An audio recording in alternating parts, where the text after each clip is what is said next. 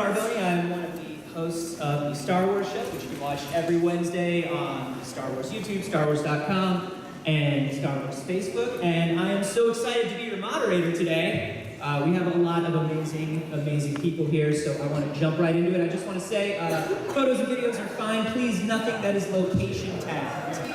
That's the only thing we want to be careful of. And now, without further ado, I want to bring out everybody from Solo. This is very exciting. First of all, our director, Ron Howard.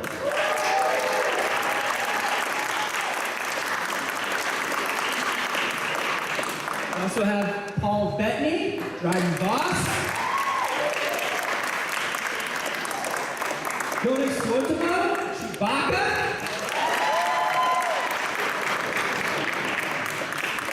Emilia Clarke, Kira.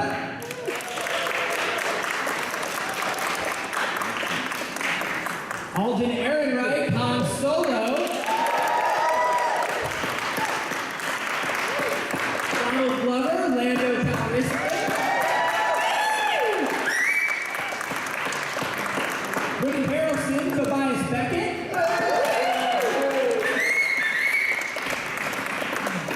Phoebe Waller-Bridge, L3.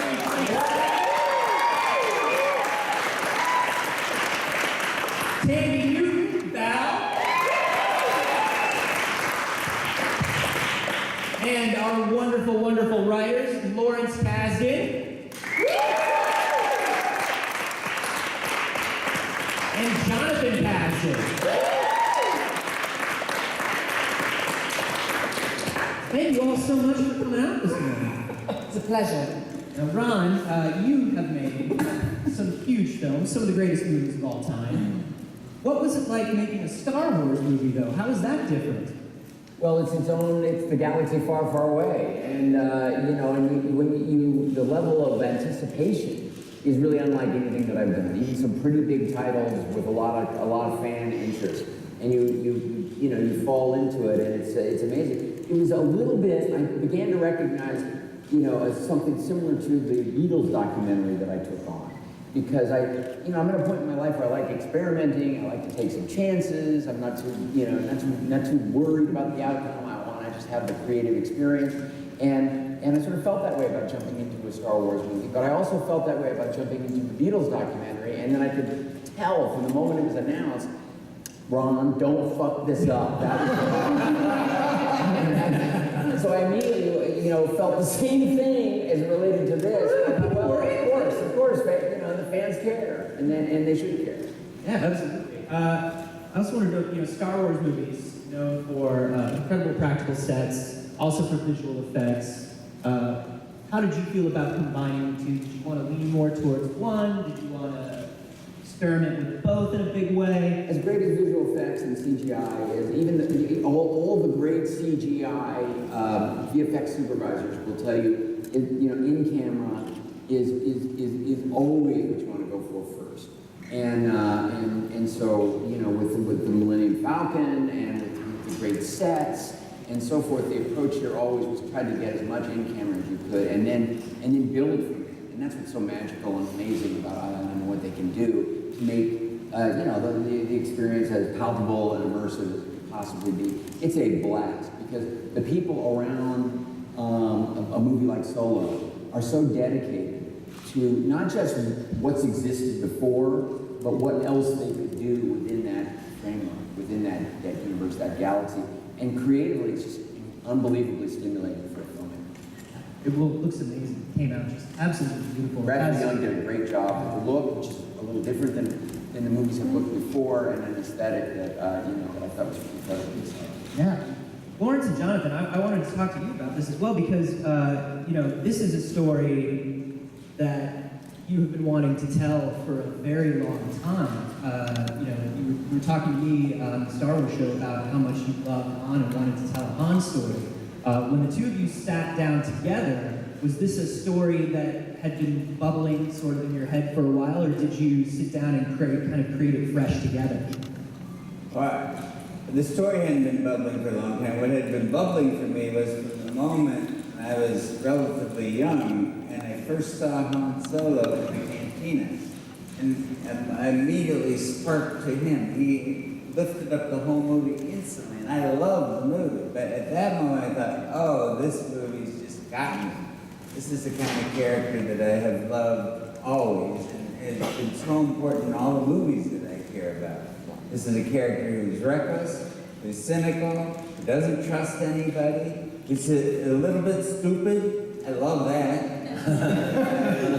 He just does things he shouldn't do. He gets in over his head instantly, and you can see that in the brilliance of George Lucas's Cantina scene. It's just a few minutes, and you get everything about who this guy is. And I think he wanted me to write it with him because I am. It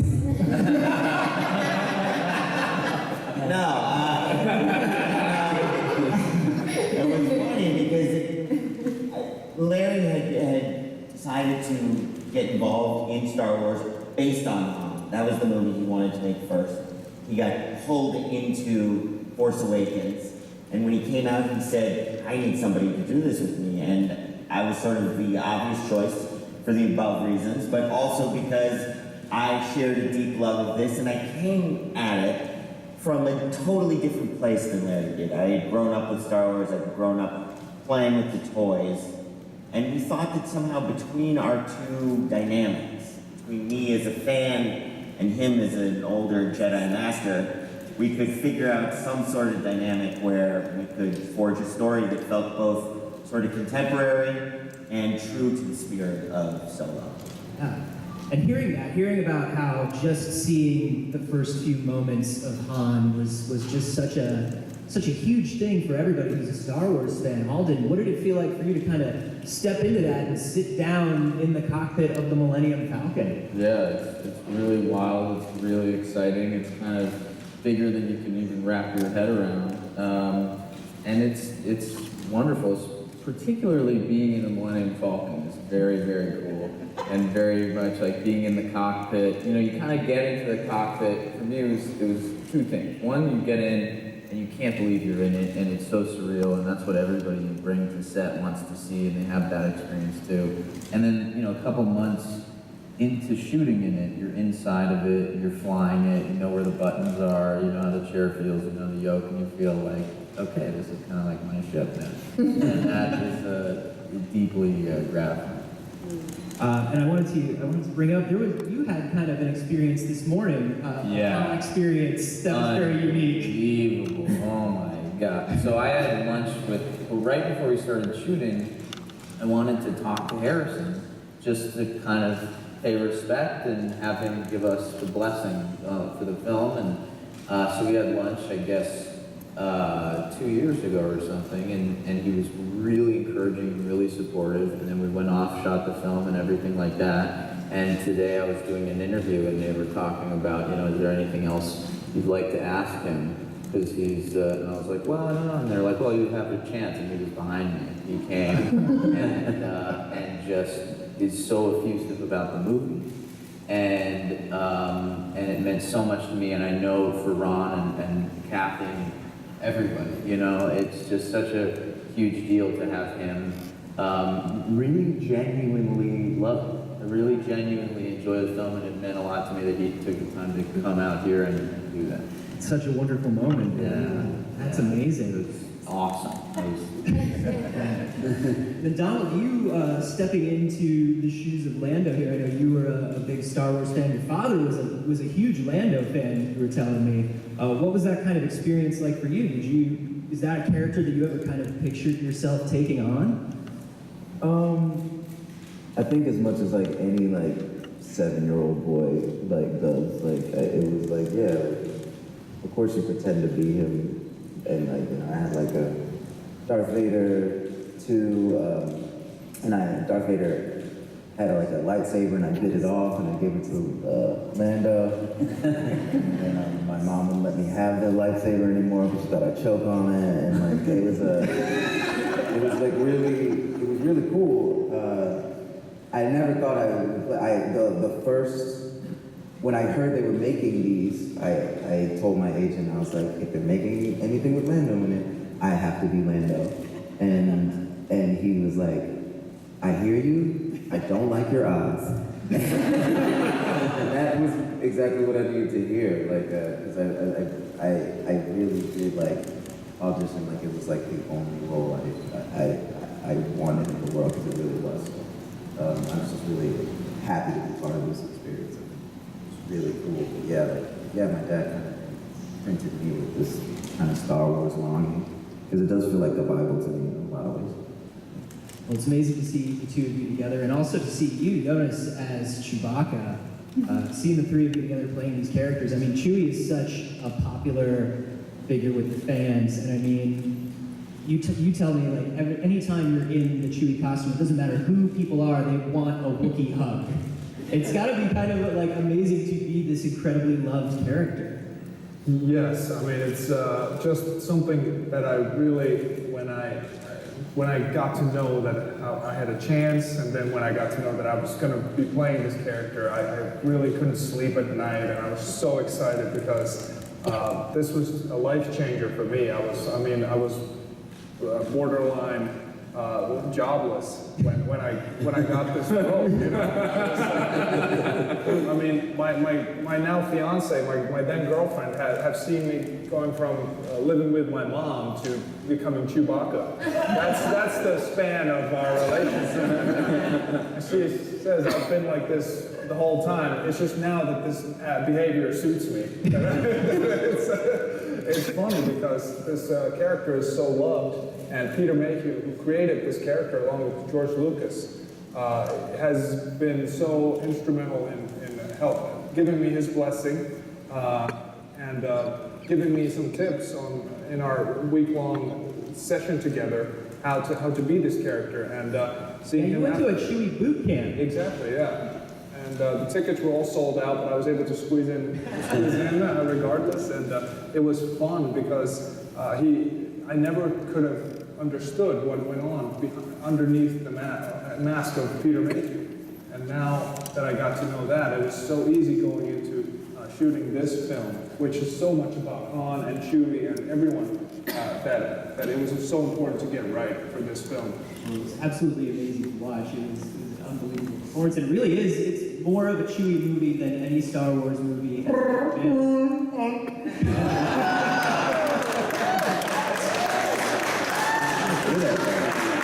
And in addition to seeing these classic characters return, there are new members of the crew that are absolutely amazing as well. Amelia, I want to talk a little bit about Kira. She has such an air of mystery around her. It has such a classic sort of femme fatale noir movie feeling whenever you see her in commercials and in clips. Tell me, what was it like kind of playing that, and what is her relationship with Han and the rest of the gang? Yeah, playing Mysterious is quite a difficult note, I've got to be honest. It was really fun. It's really difficult to talk about because she is a pretty mysterious character that you kind of need to keep tabs on throughout the movie, and so when promoting a movie you can't really speak too much about, she's one of the harder ones to discuss. But we meet her quite early on with Han, and then they're separated for whatever reason. When we find her again, she seems to have lived a pretty dark life in that time. So when you re-find her, you can't quite figure out what it is that's happened to her in the time that you haven't been with her, and who it is that she is now. And I think that's a question that kind of keeps coming up throughout the movie. Yeah, it does feel like this is a movie that's very much, almost more than anything, it's about watching how different people handle having lives that are very full of adversity. It's been very interesting to watch how each one of these characters kind of takes that on. One of the characters obviously is Tobias. Beckett very much feels like a Western gunslinger to me, who sort of, he abides by a code, but he's not really going to tell you what that code is, just in case he needs to change the code, maybe. Can you tell us a little bit about what Beckett was like and kind of how you saw him? Well, I felt it was a really easy character for me to play because he's a scoundrel and a thief.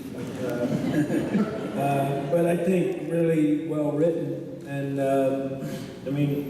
that's the thing that you have to be aware of. A lot of people who are Star Wars fanatics say that this is their favorite Star Wars, which is really cool, but Larry and Jonathan really wrote an extraordinary script, and and just at the right time, Ron came in and did his magic, and then you have all these wonderful characters. And so it's pretty cool to get to be in a Star Wars. It's also phenomenal. And then also in the crew, we have Val. I absolutely love Val Kennedy. Absolutely amazing. The crew seems to have like a real rapport and has obviously been through a lot together. What was that like kind of playing it, and how does that compare to sort of the vibe of the crew and everybody who played them on set? Sorry, but just the relationship between the crew and then the actual relationship between all of you. How do they differ? God. I mean, we would have fun. I mean, we were in extreme situations sometimes. The battle sequences. I mean, this room is honestly a quarter the size of the, cavernous spaces that would be completely taken over. The production design was so amazing. So we would feel like we were in like real sort of battle scenarios with explosions going off and debris and like mud in places you didn't even know you had places. You know what I mean? Like really, it was like a nightmare. And the camaraderie between us was just humour. Always was humour. Just and because obviously we've been shooting for a long time, and some of the stuff that you share and just taking the piss out of each other all the time, because there'd be a lot of situations where helmets would come off and you got smeared and things would go wrong. A lot going wrong, by the way. So that camaraderie was really felt. We were really going into battle together. I mean, obviously, sort of fantasy, fun battle, but we were still going into battle. Yeah, that sort of vibe of just everyone having fun really comes through. The movie itself has an incredibly fun vibe to it. And speaking of that, I want to talk about L3 Phoebe, who I just think is incredibly fun character. So amazing. She is not like any droid we have ever seen in Star Wars before. Can you tell us a little bit about what makes her an individual and what you kind of tried to get across about L3 for the fans?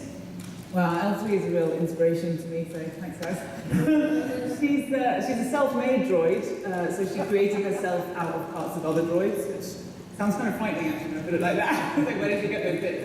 But she created herself out of astromech droids and protocol droids, and so she turned herself into a unique creature that's kind of taller, stronger, more independent than she originally was. So, she's got a great attitude, and she has. She's very upbeat. She's really fun to be around. She's fearless. She's uncensored. She's very funny, and she's a revolutionary. She has an agenda, which is bigger than the sum of her parts, which is something that's really extraordinary for her character. And it's great to play that. Great to play a droid, with a message. That's awesome. And then Paul. Dryden is legitimately terrifying, man. Dryden is spooky. I was very, very creeped out. How did you approach him, and what did you kind of want to do with that character? Because his vibe goes back and forth so quickly. Yeah, he's a lot of fun to play, and again, it's written really beautifully. Thank you guys, and I, having texted Ron, having said, hey, Ron, have you ever spent long winter evenings like I have, wondering why you're not in the Star Wars franchise? and he said, give me a minute, and I was so I came on set really quickly, and he whispered oligarch in my ear, and I went, got it. And it was just lovely to play somebody having come from Avengers, where Vision is fundamentally good, just as somebody who's just deliciously bad and really okay with it. Just no neurosis, no guilt, just super happy about being evil. And it is bring it back to like the fun. Like all of these characters are definitely having fun in their own way, and I think that's the creepiest thing about Dryden is he's having a lot of fun. Oh, sure, he's really good at hurting people, and some people are really good at piano or whatever. And you got to practice, right? So you know, he's always trying to keep his eye on. I want to open it up to everybody in the audience here. I'm sure everybody has a ton of questions. Yes, you, sir, in the cap. Hi, my question's for Ron Howard. So you came to this movie late. At that point, how hard was it to find the perfect role for your brother Quint?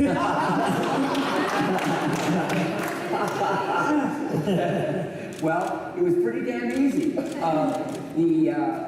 You know, I did come into it, you know, late, and there was a lot of work that Phil and Chris had done, and unfortunately, the creative differences had created, you know, there was this circumstance where they were not going to carry on, and within that, there were a lot of things that were really strong and already worked and knew we wanted to keep, and then other things that hadn't been done yet, and other scenes that I was given the opportunity to sort of experiment with and explore. And I sat down with Larry and John, and we started talking about this, that, and the other. And there was this great sort of scene with L3, and it just sort of came up in conversation. You know, that L3 needs somebody to be pissed off at. And I said, my brother. He's kind of pissed off at. It's kind of funny when he's doing it. It is always fun to kind of watch and be like, okay, where's Clint? Where's Clint? There he is! The fact is I love working with him. He's a great character actor. He's funny, he's smart, he's a great team player, and he's not in all my movies because if there's not something really juicy and fun for him to do, you know, then of course I don't cast him. But in this case, I knew it would be fun, and he had a blast on it. And, Yeah, he was great. He was just like, hit me harder every time. So that was fun. Yes. My question for Alden. I wanted to ask you, I'm way over here. I wanted to ask you, you know, speaking of speaking with Harrison Ford earlier, I was just wondering, did you study some of his movements, either from the previous film or just other films of his, or did you try to avoid that just to kind of make the character your own? Because I saw a lot of Han, early Han, in some of your movements and facial feature, you know, with your face and stuff. Yeah, So talk about that. Yeah, like the way I went about it pretty much was to watch the original movies very early on, and just kind of absorb as much as I could, both of, you know, I think mainly the character, you know, how the character is operating in the world, and Harrison, and the whole Star Wars universe, which is so rich, and there's so much to it. And so I tried to kind of take in as much of that as I could very early, because I had to go for quite a long time before we actually shot, and then move into working on the part and kind of put all that aside and forget about it and play this guy where he is now in his life. It's most important, I think, that it feels like a real person. And so, yeah, so then I kind of moved into working on this story, this moment in time. Yeah. Yes. We got a mic coming to you. Yeah. My question is for everyone. My question is, what was the hardest scene to get right and why? Hardest scene, get right and why. Does anything pop out to anyone? I blew my first take, which was meeting everybody, and part of that was I had to shake hands with Chewbacca. I kind of started shaking his hand, and I kind of. It was so embarrassing for everybody. I went in for a cuddle, and everybody was like, actually, I think it was really relaxed about it. I said, you know, I really did this. Yeah, there must be a moment when you first step on and you're finally in costume, you're finally on a set, you're finally just standing in the middle of it, where it's got to be a little bit just sort of daunting and awe-inspiring in a way if you grew up with the films, huh? Yeah. Every day. I mean, every day you're walking into a new set that these craftsmen and designers who work on these films are at the very height of the world. I mean, they're the best in the world. And you walk into these incredible environments with 300 different creatures that are actually there, that are actually built, and then you know, do your scene.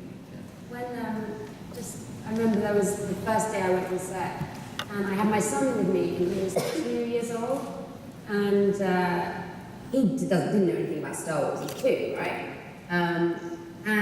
But we were in this amazing set, it was extraordinary, and I was chatting with you know, the crew and stuff, and my kid just started to walk away, and we watched where he was going, and he was walking towards R2-D2. And everyone kind of moved to the side, and my kid just walked over, and the guy that was operating R2-D2, the remote control, saw my son, knew it was my kid, and started to make R2-D2 kind of chat to my kid, but not in language, in R2-D2 speak. And my son would kind of gabble back, and R2 gabbled to him, and then it ended, I kid you not, with my son hugging R2-D2. And that was the first impression my son has had of that character of Star Wars. What I mean is, like, this is the stuff that dreams are made of. You know, my little boy doesn't have anything to do with Star Wars, but these characters have a kind of magnetism that is unparalleled. I mean, for all of us, when we were kids, I was 7 when the first movie came out. I'll never forget it. That scroll of white going into black, John Williams' music. This stuff, like, imprints on your psyche, you know. So, I mean, that's just... I think that it goes so far beyond even us as filmmakers. It's just the stuff that dreams are made of, really. I think in terms of challenges that for me, you know, I'm very excited about the character relationships, because this is a little bit different than the other movies. It's really this one guy's adventure story. It's why I feel like in some ways it's kind of similar to Raiders of the Lost Ark, which Larry also wrote. It is a single hero's journey, and there's a lot of fun in that journey, and there are a lot of twists and turns, but it's really about that character.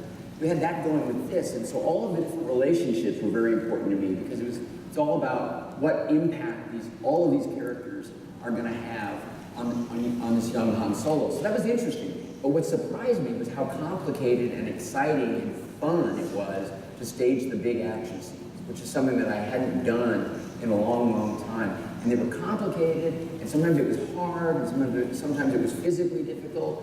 We would change things and add and revise, but the excitement was, again, making even the action scenes be cool, be Star Wars, but really be about testing Han Solo. What does this mean? What does this tell us about Han Solo? And so it sort of defined the way the action scenes would be cut, would be shot, and roll out. And it was challenging, but it was really fun and exciting work. And the big surprise for me is what a blast it was to do those actions. Yes, in the front row.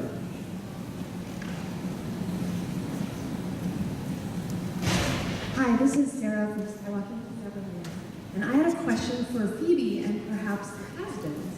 And there's a line in the movie where Lando says to L3, you know, oh, can I get you anything else? And L3 says, equal rights. And I think that's one of the most hilarious lines in the film, because it's not only a commentary on what L3's character is, but it's a commentary on today. And so I wondered, did you come up with that, Yes. or was that a line that they That is Phoebe Waller-Bridge. She did.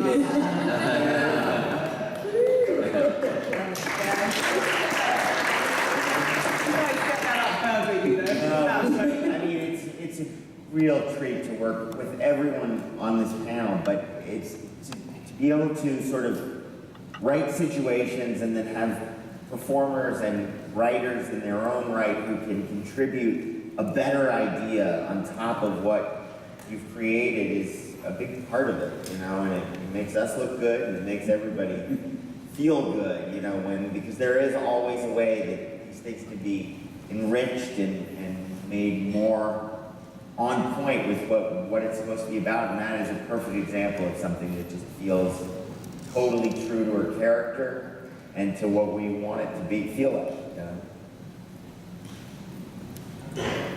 Yes, and right over here.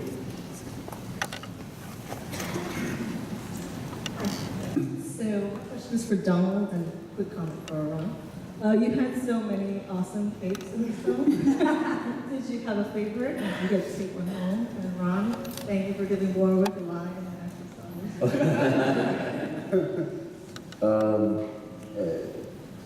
I had at the end film, there's like a tiny white summer cape that like stops like right here. It's like it's not functional at all. It's literally just to be like I'm here. The function of the long ones, you know, you can be like on cold. You know, a summer cape is literally just more fabric on your back. Just the statement play. It's like I'm not giving up on this cape. And I love that cape because it really is. It's all flair.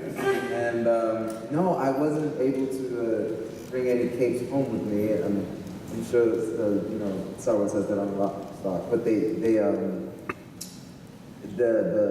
the fur cape I had, they had extra material, and they made a pillow out of it for me. And now I have a pillow that I try and wear as a cape. But it winds up being a summer cape. Who do I have to talk to get that pillow made out of that? Out of your You mentioned Warwick. What a great guy. You know, of course, he did Willow, but he'd been an Ewok before that, and so so he's a tradition and another master. And the other thing is that he helps out with a lot of the characters and a lot of the droids and things like that, and he would come in and it goes uncredited. He loves it, but the company is smart enough to bring him in and not only play a character, but also help with coaching and setting up and figuring out some of these behaviors. And he's a really creative guy and an old friend, and it's great to reunite with him. Yeah. And his daughter as well was there with us on set. And yes. In some of the droid fights, it's the two of them against each other, which was incredibly fun. But I love that, because that brings something into my mind, you know, kind of honoring these traditions and these sort of things that everybody knows as part of the Star Wars universe. What I love about this movie is that there are these nods to things that everybody knows from Star Wars. But number one, they're kind of turned on their head a little bit. They're not what you expect. And number two, it's not a movie that's very much like, look at this Star Wars reference. There's a great balance of that stuff. And I would love to hear from Larry and John and from you, Ron, about how you kind of keep that balance for fans and still make the film have its own sort of feeling. Well, I'm going to start and quickly throw that because you know, I approach it, and I'm a fan, and I've always appreciated the movies, but I'm not encyclopedic. I don't know everything. I haven't seen everything. I haven't read everything. And so I came into this situation, and immediately, of course, I had to start working more off of instinct than anything else, and this great screenplay that I really believed in, and a cast that I certainly wouldn't have come, you know, on board if I didn't love the cast and was excited about working with them. But I immediately said, you know, I'm going to treat this like it's a true story. I've done a lot of true stories. And I always have technical advisors. And I sort of go for the heart, I go for the drama, the excitement of the narrative, of the story, and then I let the technical advisors tell me, you know, where else it could go or what I might be overlooking. And that's honestly the way I approached this. So many people around it were those guides for me, but I was just operating off my own imagination and my own sort of sense of what I'd like to see or where I think these characters could be going. But now they really understood it, and John in particular, who stayed throughout the production, he is encyclopedic, and he was awesome in terms of contributing those sort of things and sort of evaluating. Yeah.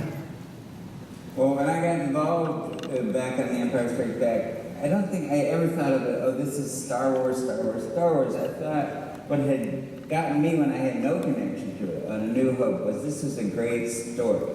And George had set up something that could go off in many different directions and that would be wonderful for a long time. And I've never really changed my opinion of that. It happens to be a Star Wars story, but always first we're trying to tell a story that would keep you interested. You meet these people and you say, well, that's a great person, and now they're meeting a great person. And they're going to be in a lot of trouble together. And that is much more important to me than any particular Star Wars. You know, we approach the movie much more in terms of, is there a kind of genre movie, a crime movie, a Western, that we could fit Han Solo into, a character that we loved and that comes out of a great tradition of Bogart characters and McQueen characters, and say, okay, how do we plug that guy into the kind of movie we love and the kind of story we want to see, And in doing so, we're able to sort of have along the way these moments that are familiar and that people connect with because they have personal relationships with these characters, and it gives it an added level of sort of pleasure, I think. But at its base, it's really trying to be its best version of a Western or of a crime movie. I think we got time for one more. Let's go to you, sir, in the blue shirt. You can raise your hands at the beginning.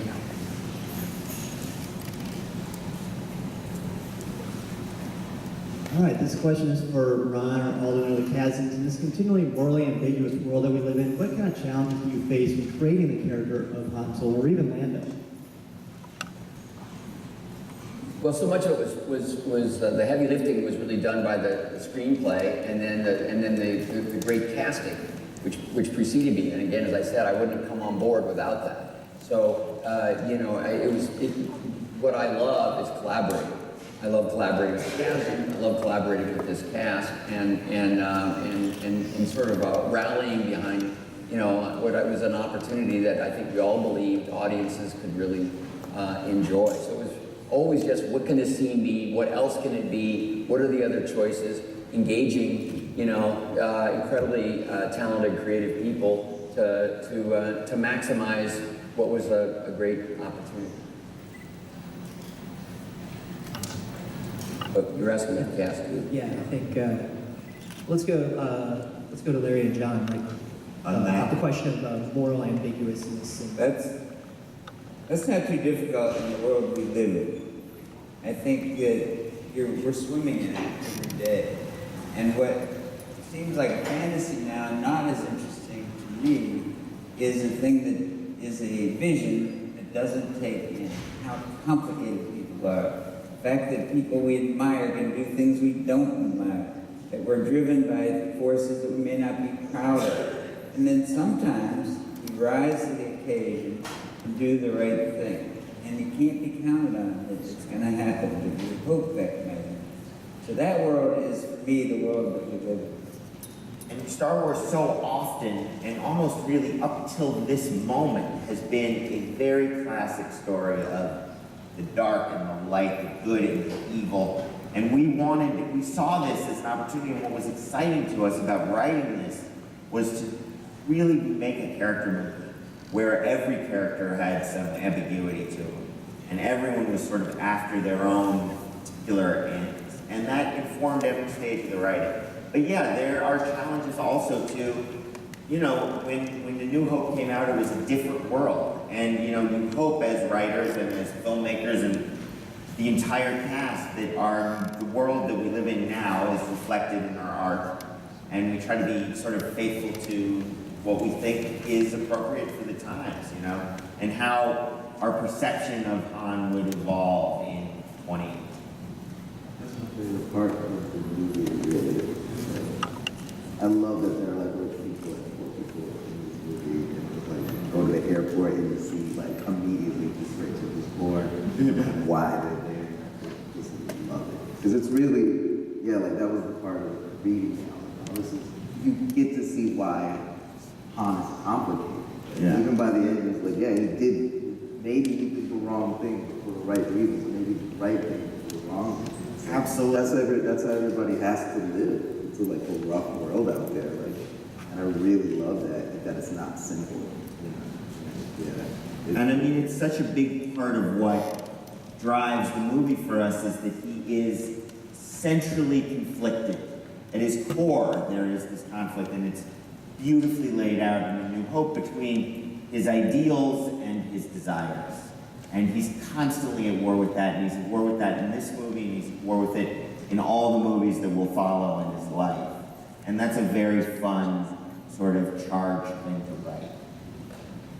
Great. Well, thank you so much, everybody, for taking the time. Thank you all for coming out. Cast and filmmakers of Solo.